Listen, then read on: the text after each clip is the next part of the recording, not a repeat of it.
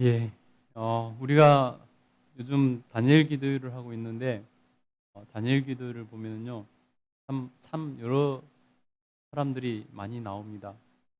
어, 다양한 직업과 다양한 삶의 경험들을 가지고 이렇게 예, 가진 분들이 나와서 간증을 하는데요. 어, 이제 그 가운데 갑자기 어려움을 당하는, 삶을 살다가 우리가 어려움 당하는 경우가 있잖아요. 어려움을 당해서 그때 깨달은 것이 참 많다고 이렇게 얘기를 합니다. 어렵게 교사가 되어서 이렇게 교사 생활을 하다가 교사 연수를 가다가 갑자기 교통사고가 나가지고 한 다리를 잃은 체육 선생님,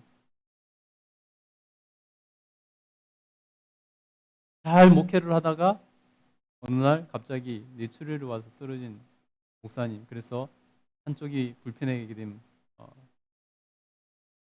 그런 분, 그런 분들이 한결같이 고백하는 것이 뭐냐면 바로 그전에는 당연하게 여겼던 것들이 당연한 것이 아니었다는 것을 어, 고백한다는 것입니다. 내가 말할 수 있는 것이 당연한 것이고, 내 발로 걸어 다니는 것이 당연한 것이고. 여러분, 우리나라의 장애인들의 50% 이상이 후천성, 2차적인 장애 때문에 장애인이 된 분들이, 다시 말해서 교통사고나 뭐 다양한 사고로 인해서 절반 이상이 태어나면서부터 장애를 가진 게 아니라 절반 이상이, 제가 기억하기로는 한 70% 정도가 되는 걸로 알고 있는데, 절반 이상이 멀쩡하게 살다가 어느 날 갑자기 장애인이 되는 경우가 더 많다는 것입니다.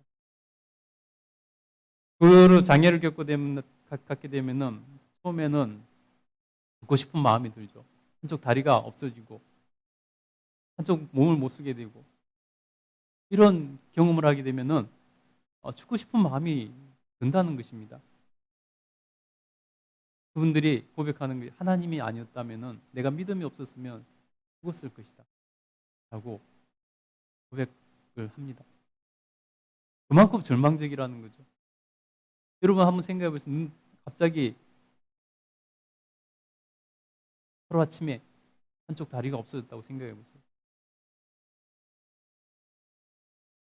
그래서 여러분, 우리가 살아가는 모든 것이 당연한 것이 아니라 모든 것이 다 감사의 제목이라는 것을, 우리가 이 감사절을 맞이하면서 우리가 한번 깊이 생각해 봤으면 좋겠습니다. 어, 오늘 성찬식이 있기 때문에 말씀을 좀 줄여야 되는데 계속 길어지네요. 여러분, 행복의 조건이 무엇이라고 생각하세요?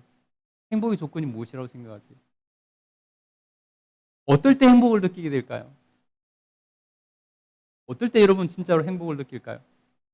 그것은 다른 것이 아니라 감사할 때 우리가 행복을 느낍니다. 아무리 모든 것을 가지고 있어도요, 내 마음에 감사가 일어나지 않으면요, 행복하다고 느끼질 않아요. 아무리 어려운 순간에도 내 마음에 감사가 있으면요, 행복하다고 느낄 수 있게 돼요. 여러분, 동일한 조건에서 어떤 사람은 감사하다고 느끼지만은 어떤 사람은 불행하다고 느낍니다. 그 마음에 어떤 사람은 똑같은 기준인데 행복하다고 느끼지만 어떤 사람은 불행하다고 느낀다는 거예요. 왜냐하면 그 마음에 감사가 있으면 똑같은 상황에서도 행복하다고 느낄 수 있습니다. 그러나 여러분, 감사가 없으면요, 불행하다고 느끼는 것이죠. 여러분, 어떤 부류에 해당되는 것 같으세요? 우리 주로 그런 그 말할 때 하는 얘기 있잖아요. 물컵에 물이 반이 담겨 있으면 반밖에 없네 라고 말하는 사람이 있고, 반이나 남았네 하고 말하는 사람이 있다는 것입니다. 여러분의 평소의 삶의 태도를 볼 때 여러분 어디에 해당되는 것 같으세요? 긍정적인 부분 쪽에, 모든 것을 볼 때 긍정적으로 보는 긍정적인 쪽에 해당되세요? 아니면 불행 불만족스럽고 이렇게 부정적으로 보는 쪽에 해당되세요? 여러분의 태도가 긍정적인 부분이 더 많다면은 아마 여러분은 행복한 사람이라고 느낄 때가 더 많을 것입니다. 그렇지만 부정적인 생각을 갖는 경우가 더 많다면은 여러분 분명히 여러분 삶이 행복하다고 느끼지 못할 때가 더 많을 것입니다. 그만큼 여러분 우리의 태도, 우리가 감사하는 마음을 가지고 살아가느냐, 감사하지 못하느냐, 이것이 굉장한 우리의 행복과 불행을 결정짓는 큰 요소라는 것입니다. 여러분 지금 삶에 대해서 어떻게 생각하세요? 지금 살고 있는 이 삶이 여러분 행복하다고 생각하세요? 아니면 불행하다고 생각하세요? 한번 스스로 생각해 보시기 바랍니다. 우리 한 집사님 어떠세요? 지금 평생 삶을 돌아보면서 지금 삶을 살아가고 계신데 행복하다고 느끼세요? 아니면 불행하다고 느끼세요? 왜냐하면 자신의 삶에 대해서 감사하면 행복할 수 있는 것입니다. 여러분, 진정한 행복은 마음속에서 우러나는 것이지 환경이 우리를 행복하게 하는 것이 아니라는 것을 알 수 있다는 것입니다. 그래서 여러분, 감사는 행복의 조건이고 원망은 불행의 조건이다라고 말을 합니다. 행복은 뭐의 조건이 감사는 뭐의 조건이라고요? 행복의 조건이고 원망은 불행의 조건이라는 것입니다. 여러분, 진실한 참된 신앙의 출발은 그래서 이 감사에서 나오는 것입니다. 여러분,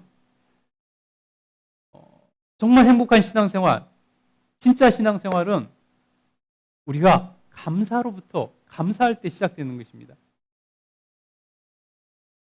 어떤 사람들은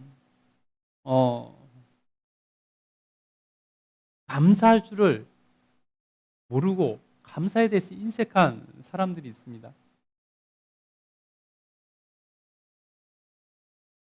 그런 사람은요, 결국 자기를 불행하게 만드는 사람입니다.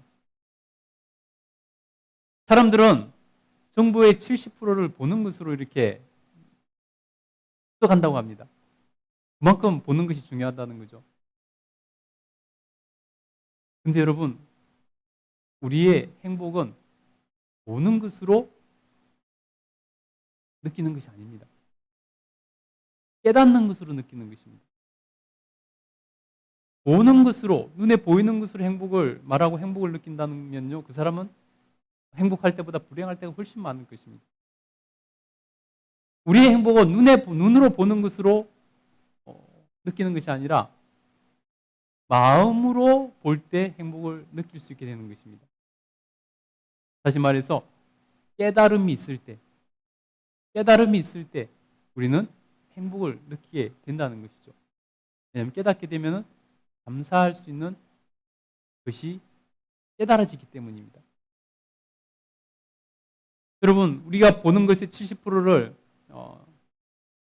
보는 것으로 정보를 습득한다고 했습니다. 근데 여러분, 실제로 보는 것이 얼마나 우리에게 오해를 많이 불러일으키고 실제로 보는 것이 우리를 얼마나 많이 왜곡시킬 때가 많은지 모릅니다. 여러분, 우리가 보는 것, 근본적인 다른 형상들에서 보는 것을 오해하는 것들이 참 많죠. 그거 다 떠나서 우리가 시각, 보는 것 자체가 사실은 반대일 수 있습니다. 우리에게 보이는 색깔이 여러분, 이 색깔이 정말로 여러분 이 앞에 있는 흰포가 흰색이라서 하얄까요? 우리에게는 흰색으로 보이죠. 근데 흰색이라서 이게 하얄까요? 우리가 눈에 보이는 색깔을 인식하는 색깔은 그 물체가 반사하고 흡수하지 못하고 반사하는 빛에 의해서 색깔을 구별한다고 합니다. 그렇다면 정말 이 보자기가 다 흡수하고 흰색만 반사를 하기 때문에 우리 흰색으로 보는데 정말로 이 보자기가 가진 색깔이 흰색일까요? 우리는 흰색으로 보이지만 오히려 반대일 수 있다는 것입니다. 그만큼 여러분, 우리는 근본적으로 보는 것 자체부터 사실은 오류가 있는 것이라고 할 수 있습니다. 그렇기 때문에 여러분, 우리가 정말로 행복하려면요, 마음의 눈이 열려야 됩니다. 마음의 눈으로 볼 수 있어야 돼요. 통찰할 수 있어야 된다는 것입니다. 깨달음이 있어야 된다는 거예요. 그래야 그때 우리는 진정으로 감사를 깨닫고 감사할 수 있게 된다는 것입니다. 여러분, 눈으로 보는 것을 판단하지 않고 그것에 대해서 깨달음을 갖게 되면요, 모든 것에서 감사할 수 있게 되는 일이 생깁니다. 예를 들어서 여러분, 요셉 이야기를 볼까요? 성경에 나오는 인물로 한번 예를 들어보겠습니다. 요셉 이야기를 볼까요? 요셉은 형들에게 팔려서 노예로 팔려갔습니다. 눈에 보이는 것은 어떻습니까? 눈으로 보는 것은 어떻습니까? 불행이죠. 불행이에요. 근데 여러분, 요셉은 팔려가서 그곳에서 보디발의 집에 팔려가서 가정총무가 되고 또 그 보디발의 아내 모함에 의해서 범죄자로 옥에 갇히는 죄수가 되었습니다.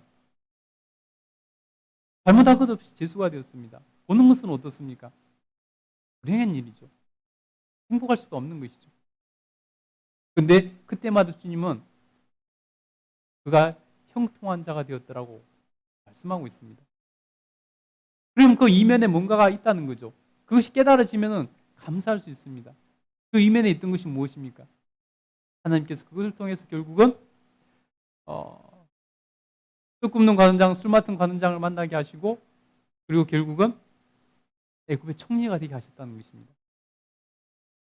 여러분, 애굽의 총리가 되었을 때 모든 과정을 겪고 나서 마지막에 보니까 그 과거의 시간들이 그때는 눈으로 볼 때만 불행하다고 느낄지 몰랐지만은 하나님은 애초에 그에게 꿈을 주시지 않았습니까? 꿈으로 예언하지 않았습니까? 형들이, 온 가족들이 그에게 절할 것이다. 그만큼 높여주실 것이라는 꿈으로 보여주셨습니다. 그러나 그때는 깨달지 못했죠. 그러나 하나님이 계획이 있었고 애굽의 총리가 되게 하시고 애굽 사람들과 그 고대 근동지방에 있는 모든 사람들을 그 7년 가뭄으로부터 흉년으로부터 구해내도록 하셨다는 것입니다. 얼마나 많은 사람을 살리는 역할을 했겠습니까? 여러분, 우리에게 통찰이 있으면요, 통찰력이 생기면, 우리의 마음을 깨달음이 생기면은, 마음의 눈으로 보게 되면은 그 순간도 하나님이 왜 형통하다 말씀하셨는지, 노예 생활하고 있는데 왜 하나님이 형통하다 말씀하셨는지, 옥에 붙잡혀가서 죄수 생활을 하는, 억울하게 죄수 생활을 하는데 왜 하나님께서 형통하다 말씀하셨는지를 알 수 있게 된다는 거죠. 그곳에서 감사할 수 있는, 그러시는 거죠. 그래서 여러분, 감사는 눈으로 보는 것으로는 우리가 정말 감사할 수 있는 게 제한되어 있습니다. 정말 피부로 느껴지는 그 빙산의 일각, 피부로 느껴지는 것, 그것으로만 우리가 감사를 할 수 있는 거죠. 근데요, 우리가 통찰력을 가지고 마음으로 깨닫는, 마음의 눈으로 보면요, 우리는 모든 것에 감사할 수 있습니다. 그래서 성경 뭐라고 말씀하시죠? 항상 기뻐하라. 범사에 어떻게 하라고 했죠? 감사하라. 범사에 감사하라. 모든 것에서 감사를 찾을 수 있다는 것입니다. 범사에 감사하라. 쉬지 말고 기도하라 라고 말씀하고 있는 것입니다. 여러분, 혹시 내가 불행하다고 생각하십니까? 하나님을 기도해 보세요. 마음의 눈으로 깨닫게 해서 마음의 눈으로 볼 수 있게 해달라고 기도해 보세요. 그러면 그곳에서도 여러분 감사를 깨달을 수 있고 볼 수 있고 감사할 수 있게 된다는 것입니다. 여러분, 우리 성도들은, 하나님의 백성들은 감사할 수밖에 없는 이유가 있습니다. 여러 가지 관점에서 감사할 수밖에 없는 이유가 있지만, 여러분, 오늘은 시간의 관점에서 한번 보려고 합니다. 시간의 관점에서 왜 하나님을 믿는 사람들은 감사할 수밖에 없는가? 왜 감사하지 않을 수 없는가? 그 첫 번째는 여러분, 우리의 시간은 어떻게 구분되죠? 가장 쉽게 과거, 현재, 미래로 구분되잖아요. 그죠? 과거, 현재, 미래로 구분됩니다. 그렇다면 여러분, 과거부터 살펴볼까요? 그럼 우리가 왜 감사할 수 있는가? 우리의 과거를 통해서 하나님께 감사할 수 있습니다. 하나님께서 나를 여기까지 인도하셨고 나를 지키시고 보호하셔서 여기까지 왔다는 것을 우리가 깨닫게 된다면 감사할 수 있는 것이죠. 성경은 에베네셀의 하나님을 말합니다. 에베네셀은 무슨 뜻이냐면 하나님께서 우리를 여기까지 도우셨다라는 뜻입니다. 사무엘 사사가 이스라엘을 이끌면서 이스라엘 민족의 지도자가 되어서 백성들을 이끌면서 첫 번째 전쟁에서 하나님의 도우심으로 그 전쟁에서 블레셋을 물리치고 나라를 지켜냈습니다. 승리했습니다. 그때 사무엘 선지자가 내뱉은 고백입니다. 사무엘상 7장 17절 한번 읽어드리겠습니다. 사무엘이 돌을 취하여 미스바와 센 사이에 세워 가로되 여호와께서 여기까지 우리를 도우셨다 하고 그 이름을 에벤네셀이라 하니라. 하나님께서 우리를 여기까지 도우셨다. 우리의 과거를 돌아보면서 감사하는 것입니다. 하나님께서 도우셨다. 여기까지 도우셨다. 그러니 우리는 감사한다라는 것입니다. 여러분, 우리는 지금 이 시간, 이 자리, 여기까지 살아온 모든 삶의 과정 속에서 우리는 감사거리를 찾을 수 있습니다. 특별히 하나님께서 우리에게 은혜를 주신 것들을 우리는 기억할 수 있습니다. 그래서 사무엘 선지자가 고백했던 것처럼 하나님께서 우리를 여기까지 도우셨다. 에벤네셀의 하나님의 도우심을 우리가 고백할 수 있다는 것입니다. 그래서 여러분, 우리가 감사할 수 있는 것입니다. 우리는 우리의 과거를 돌아보니 우리가 여기까지 안전하게 가정이 왔고 우리 삶이 여기까지 안전하게 펼쳐졌고 자녀들이 건강하게 잘 자라고 하나님께서 여기까지 이끌어 주셔서 오늘 하나님 앞에 여기 서 있다. 이 모든 것을 돌아보면 하나님 앞에서 감사할 수 있는 것이죠. 여러분, 감사를 찾으며 살아갈 때 감사가 보이는 것입니다. 감사는요, 우리가 찾아야 되는 것입니다. 그래야 진정으로 감사를 깨달을 수 있게 되는 것이죠. 나무에서 감 떨어지는 것처럼 그렇게 감사가 자동적으로 생긴다고 생각하면요, 그런 경우는 인생에서 몇 번 되지 않습니다. 진짜 감사는 우리가 깨닫고 찾아야 되는 것입니다. 누가복음 17장에 보면요, 10명의 나병 환자 이야기가 나옵니다. 10명의 나병 환자가 예수님을 향해서 외쳤습니다. 우리를 불쌍히 여기셔서 우리를 고쳐주세요 하는 예수님 외쳤습니다. 그래서 예수님께서 그들에게 제사장에 가서 너희 나은 것을 보이라고 하면서 보내셨습니다. 근데 가는 도중에 나았습니다. 10명의 또 나병 환자들이 다 깨끗이 나았습니다. 근데요, 9명의 사람들은 감사를 망각하고 자기 길로 가버렸습니다. 근데 한 사람은 돌아와서 예수님께 감사를 표현했습니다. 여러분, 누가 정말 가장 행복한 사람이고 누가 정말로 앞으로의 삶이 정말 아름답게 펼쳐지는 사람이라고 우리가 볼 수 있을까요? 신앙은 믿음으로 끝나는 것이 아닙니다. 믿음은 신앙의 시작에 불과한 것입니다. 가장 먼저 믿음 위에 우리가 해야 될 것은 뭐냐면 바로 감사를 더해야 됩니다. 감사하는 삶을 살아야 됩니다. 인생을 살아가는 길에는 괴로운 일도 있고 좋은 일도 있습니다. 그러나 언제나 하나님의 은혜를 생각하며 지금까지 나를 지키시고 인도해 주시는 하나님께, 에베네셀의 하나님께 감사하는 신앙을 가지면요, 우리는 늘 어느 순간에도 행복함을 느끼고 행복할 수 있다는 것입니다. 여러분, 여기까지 인도하신 하나님, 나의 과거의 삶을 지키신 하나님께 여러분 감사할 수 있기를 간절히 축복합니다. 두 번째는요, 시간적으로 볼 때 과거를 봤습니다. 그럼 현재를 볼까요? 현재 우리가 감사할 수밖에 없는 이유가 있습니다. 왜냐하면 지금 우리 하나님께서 우리와 함께 계시고 우리를 붙들고 주의 날개 아래 품어주고 계시기 때문입니다. 그것은 바로 주님이 우리와 함께 하신다는 것입니다. 임마누엘의 하나님으로 우리가 부를 수 있습니다. 지금 나와 함께 계신 하나님. 여러분, 임마누엘이라는 말은 어디에 쓰였냐면요, 하나님께서 예수님을 이 땅에 인간의 모습으로 보내실 때 마리아에게 수태고지를 할 때, 성령으로 잉태될 것이라고 수태고지할 때 하는 장면에서 나옵니다. 마태복음 1장 23절 제가 한번 읽어드리겠습니다. 보라, 처녀가 잉태하여 아들을 낳을 것이요 그 이름은 임마누엘이라 하리라 하셨으니 이를 번역한즉 하나님이 우리와 함께 계시다 함이라. 임마누엘은 하나님 우리와 함께 계시다라는 뜻입니다. 예수님의 또 다른 이름이죠. 예수님을 나타내는 다른 이름이라고 할 수 있습니다.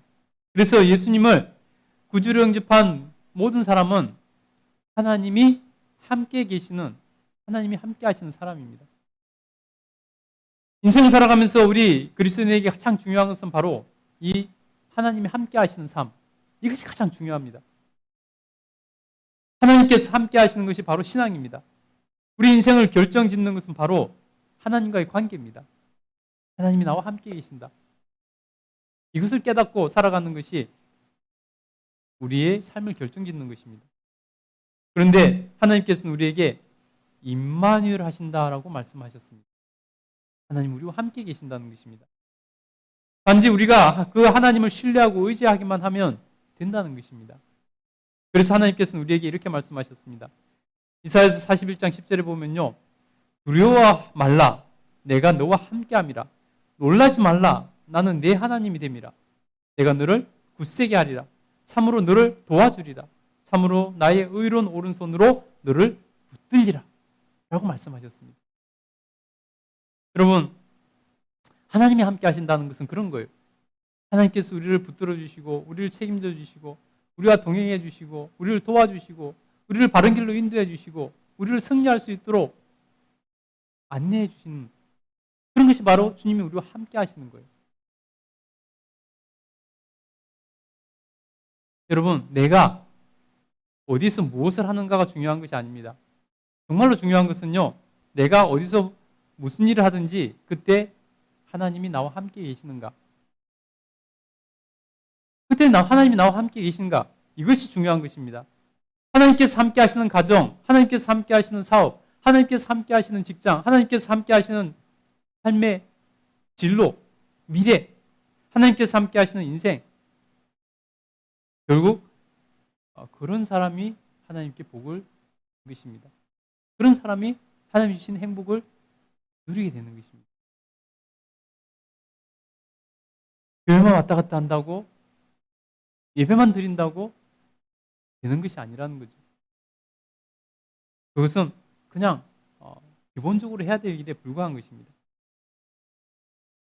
정말로 우리가 추구해야 될 것은 뭐냐면 하나님이 나와 함께 하시는 것. 그때 역사가 일어나는 것입니다. 하나님께서 함께 하셨던 믿음의 조상들을 한번 보십시오. 하나님께서 함께 하셨던 믿음의 조상들은 반드시 하나님께서 높이 세워주셨고 반드시 하나님께서 그들을 위대한 삶을 살도록 만들어주셨습니다. 다윗은 사망의 음침한 골짜기를 다니면서도 하나님이 함께 하시니 나는 두렵지 않다라고 고백했습니다. 그리고 왕이 됐습니다. 애굽의 종으로 팔려간 요셉은 하나님이 그와 동행하심으로 형통한 자가 되어 결국 애굽의 총리가 되었습니다. 사자굴에 풀무불에 던져졌던 다니엘과 사드락과 메삭과 아벳노고는 머리털 하나 상하지 않고 털끝 하나 상하지 않고 사자의 우리에서 나오고 그 풀무불에서 나왔습니다. 바로 그 하나님이 그들과 임마누엘 하셨기 때문입니다. 그리고 함께 하셨기 때문입니다. 바로 그 하나님이 저와 여러분과 함께 하심을 여러분 믿으시기 바랍니다. 바로 그 하나님 우리와 함께 하신다는 것을 깨달을 수 있길 간절히 축복합니다. 우리가 임마누엘의 하나님을 인정하고 또 믿고 살아간다면 우리 인생에서도 그런 믿음의 위인들이 가졌던 놀라운 은혜를 누릴 수 있게 될 것입니다. 하나님은 여호수아에게 너는 마음을 강하게 하고 담대히 하라. 내가 너와 함께 하리라 말씀하셨습니다. 그 말씀을 믿었더니 여호수아가 그 가나안 정복 전쟁에서 가나안 사람들을 다 물리치고 그 땅을 차지하게 되었다는 것입니다. 여러분, 누가 강한 사람일까요? 누가 힘 있는 사람일까요? 누가 성공하는 사람일까요? 하나님께 함께 하시는 사람이 강한 사람이고, 하나님께 함께 하는 사람이 힘 있는 사람이고, 하나님께서 함께 하는 사람이 진짜 성공한 사람이 되는 것입니다. 지금도 나와 함께 하시면서 강하고 담대하기를 기대하시는 임마누엘 하나님께 감사하는 저와 여러분 됐으면 좋겠습니다. 지금까지 하나님께서 여기까지 인도하셔서 지켜주신 하나님께 과거의 일을 돌아보면 감사할 수 있습니다. 현재 하나님께서 임마누엘 하시니까, 나와 동행하시니까 감사할 수 있는 것입니다. 세 번째는 여러분, 우리의 미래. 우리 미래를 위해서, 미래를 두고 하나님께 감사할 수 있는 것입니다.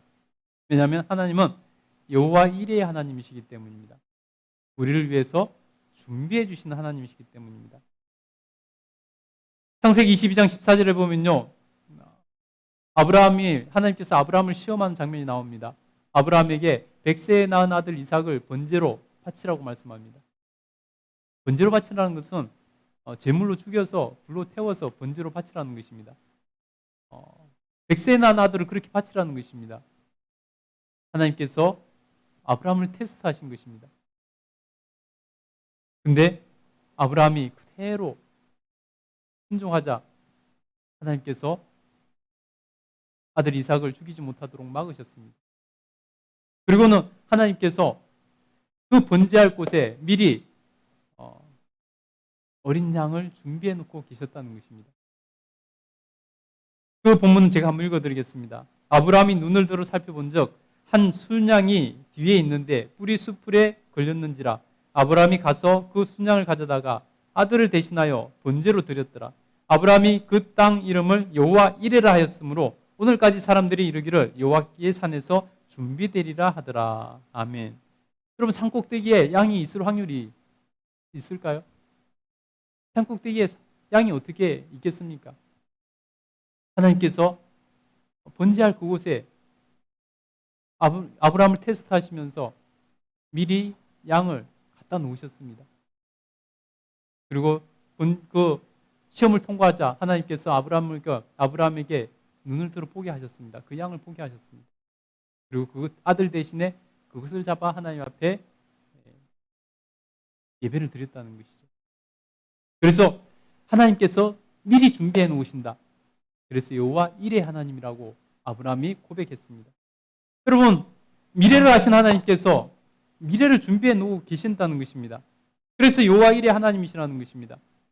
하나님께서 내 인생의 모든 형편과 처지뿐만 아니라 내 모든 필요를 아시고 모든 것을 미리 준비하시고 때를 따라 도우시는 하나님이라고 신약 성경에는 고백합니다. 하나님께서는 그때에 맞춰서 미리 준비해 놓으시고 그때 필요한 것을 그때 주신다는 것입니다. 그래서 때를 따라 도우시는 하나님, 그 하나님을 고백하는 것을 볼 수 있습니다. 여러분, 그러므로 우리의 미래를 하나님께서 예비하신 그 손길에 맡기고 그 길을 따라가면요, 여호와 이레 하나님이 우리의 미래를 책임져 주신다는 것입니다. 이미 준비해 놓고 계신다는 것입니다. 그러나 하나님께서는 우리에게 자유의지를 주셔서 그것을 우리가 뿌리치고 내 마음대로 살아간다면 하나님의 은혜와 복은 받을 수가 없는 것이죠. 여러분, 이렇게 하나님은 하나님의 사람들의 미래를 준비해 놓고 계십니다. 여호와 이레 하나님이십니다. 그러니 여러분, 우리는 하나님 앞에서 감사할 수밖에 없는 것이죠. 에베네셀의 하나님으로 지금까지 우리의 과거를 인도하신 하나님, 임마누엘 하나님으로 지금 나와 함께 하시는 하나님, 여호와 이레 하나님으로 나의 미래를 준비하고 계신 하나님. 그러니 여러분, 우리는 하나님께 감사할 수 있는 것이죠. 감사하는 존재들이 되는 것입니다. 하박국 선지자는 처음에 불평이 많았습니다. 하박국 선지자는요, 처음에 세상을 보니까 불의한 것들이 참 많이 보이고 그래서 하나님의 불평이 참 많았습니다. 하나님, 왜 이 세상이 불의합니까? 하나님께 따졌습니다. 사실은 그것이 하나님께 따질 문제는 아니죠. 인간사가 자기들끼리 살면서 그렇게 살면서 왜 그것을 하나님께 따진다는 말입니까? 그러나 우리는 모든 것을 하나님께 따지고 들려고 하죠. 하박국 선지자도 그랬습니다. 왜 이렇게 불의합니까, 세상이? 하나님이 왜 가만히 계십니까? 하고 따졌습니다. 근데요, 그가 깊이 기도하면서 하나님을 만났습니다. 그리고 깨달았습니다. 그래서 그가 뭐라고 고백하냐면요, 그는 이제 하나님 앞에서 에베네셀의 하나님, 임마누엘 하나님, 여호와일의 하나님을 진심으로 믿게 되었습니다. 그래서 그는 이렇게 고백합니다. 비록 무화과 나무 잎이 마르고 포도나무에 열매가 없으며 밭에 곡식들의 열매가 없으며 우리에는 양이 없고 소가 없을지라도 오히려 여호와로 인하여 즐거워하고 기뻐하노라 라고 고백했습니다. 여러분,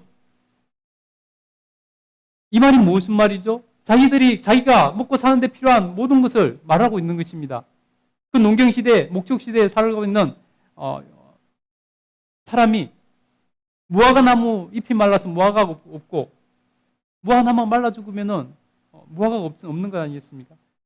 포도나무에 열매가 없고 밭에 곡식이 없고 우리에는 양도 없고 소도 없을지라도 나는 이제 감사합니다.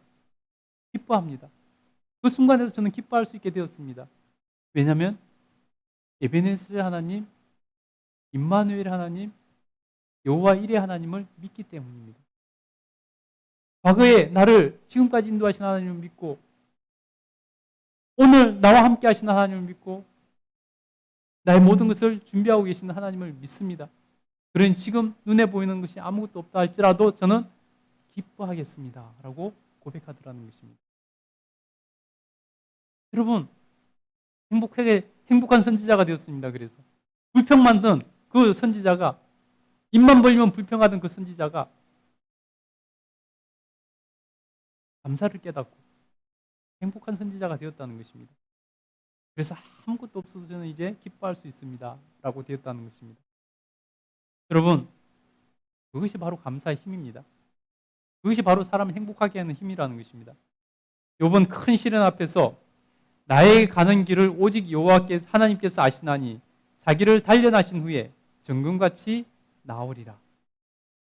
욥이 얼마나 큰 고난을 당했습니까? 하루아침에 쫄딱 망했습니다. 몸에 병들었습니다. 근데 그 순간에 하나님께 고백하는 것입니다. 자기의 미래를 인도하신 여호와 일의 하나님을 믿었습니다. 그래서 나의 가는 길을 오직 하나님께서 아시며 나를 단련하신 후에 나를 정금 같게 하실 것이다. 믿었다는 것입니다. 그래서 그는 하나님을 원망하지 않고 감사했다라고 욥기 23장 10절에 말씀하고 있습니다. 여러분, 저와 여러분은 감사할 수밖에 없는 사람들입니다. 하나님이 여기까지 인도하셨고 오늘도 하나님께서 임마누엘을 함께 해주시고 우리의 미래를 다 하신 하나님께서 미리 준비하셔서 때에 맞는 은혜를 허락해 주시기 때문입니다.